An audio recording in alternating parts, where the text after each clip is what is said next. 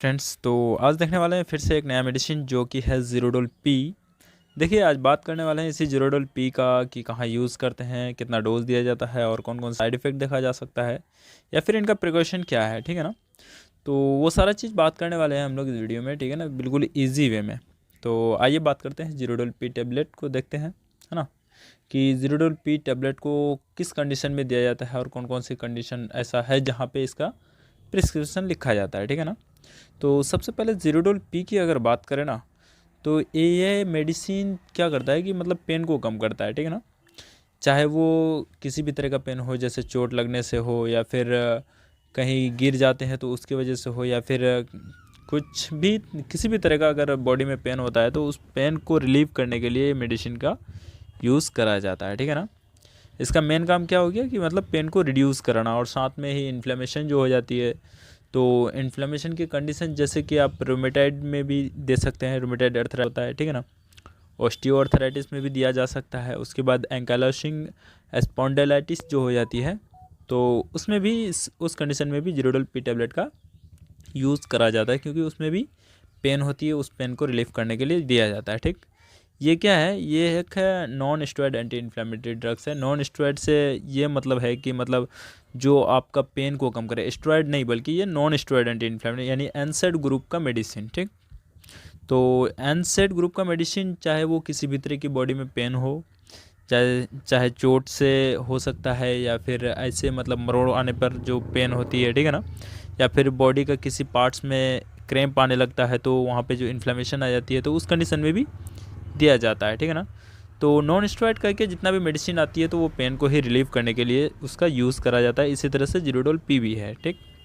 तो अब थोड़ा सा डिटेल में जान लेते हैं हम लोग कि ज़ीरोडोल पी जो टेबलेट है, तो इसको किस किस कंडीशन में दिया जा सकता है, किस तरह की पेन में दिया जाता है। जैसे कि मसल्स में किसी तरह का पेन हो जाता है, ठीक है ना, तो उसको ठीक करने के लिए दिया जाता है। और साथ में बैकेज पेन यानी कि बैक में यानी कमर में अगर दर्द होता है तो उसमें भी दिया जाता है। दांत में दर्द होता है तो उसमें भी दिया जाता है। साथ में ही कान में या फिर गला में जो दर्द होता है ना, थ्रोट पेन जिसे बोलते हैं, तो वैसी कंडीशन में भी इसको दिया जाता है। ठीक है ना, उस पेन को कम करने के लिए। तो देखिए, ज़ीरोडोल पी जो है ये आपका दो मेडिसिन का कम्बिनेशन में आता है।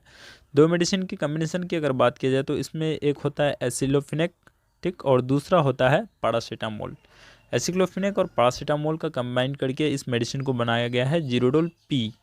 जो क्या करता है ये मेडिसिन, मतलब क्या करता है, एक केमिकल मैसेंजर जो होता है हमारे बॉडी में, ठीक है ना, जो रिलीज़ होती है जिसके कारण मतलब ब्रेन तक पहुंचता है, यानी पेन का एहसास फीलिंग कर देता है। ठीक है ना। तो उसी को ब्लॉक कर देता है। ठीक है ना।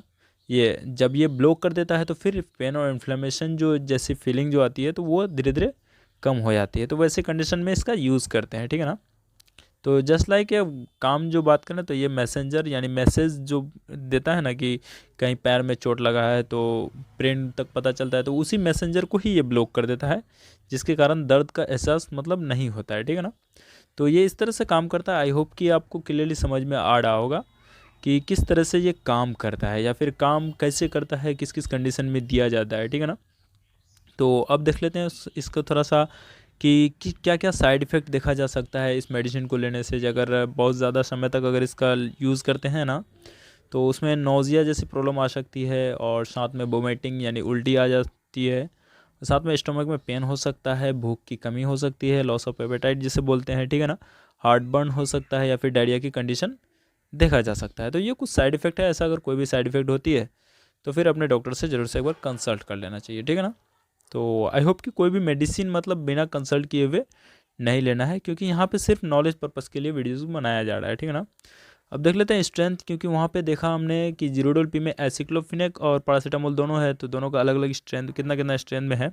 तो देखिए, एसिक्लोफिनेक की अगर बात करें तो उसमें 100 mg होता है, ठीक है, एक टेबलेट में। और पैरासीटामोल की अगर बात करें तो उसमें होता है 325 mg। ठीक। तो ये दोनों मेडिसिन के स्ट्रेंथ है जो कि कंबाइन करके ज़ीरोडोल पी में आता है। ठीक है ना। तो ये स्ट्रेंथ हो गया एक टेबलेट का, जो कि 100 mg, और पैरासीटामोल 325 mg। ठीक है ना। अब देख लेते हैं थोड़ा सा इसका प्रिकॉशन कि कौन कौन सी कंडीशन में इस मेडिसिन को नहीं दिया जाता है या फिर किस स्थिति में नहीं देना चाहिए। ठीक है ना। जैसे देखिए, कभी किसी पेशेंट को अगर लीवर का कोई डिजीज़ रहता है, यानी लीवर से रिलेटेड कोई भी प्रॉब्लम हो, लीवर सिरोसिस वगैरह हो सकता है, ठीक है ना, या फिर किडनी में किसी तरह का इन्फेक्शन हो, या फिर किडनी में कोई भी प्रॉब्लम हो, या फिर प्रेगनेंसी के कंडीशन या ब्रेस्ट फीडिंग के कंडीशन में मतलब इस मेडिसिन को यूज़ नहीं कराना चाहिए या फिर नहीं देना चाहिए। क्योंकि देखिए इसमें प्रेगनेंसी के कंडीशन में क्या होता है कि एम्ब्रायो पे बहुत ज़्यादा इफेक्ट करता है ये, ठीक।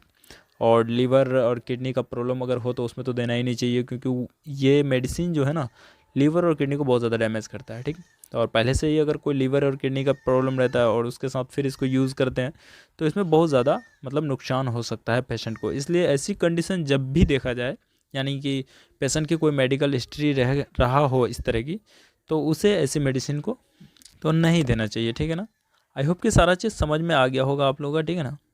तो ये वीडियो यहीं तक के लिए, और बता दूं कि वीडियो सिर्फ नॉलेज पर्पज़ के लिए बनाया जा रहा है, कोई भी मिसयूज़ नहीं करना है, बिना कंसल्ट किए हुए डॉक्टर के से मेडिसिन खुद से नहीं लेना है, ठीक है फ्रेंड्स। तो इसी तरह का वीडियोस आता रहेगा चैनल में, ठीक है।